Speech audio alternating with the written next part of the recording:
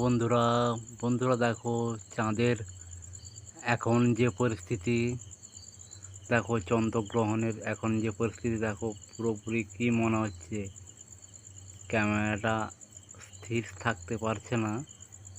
তবুও দেখো মনে হচ্ছে এমন একটা কি বলতো আগুনের ডেলা জ্বলছে মনে হচ্ছে না।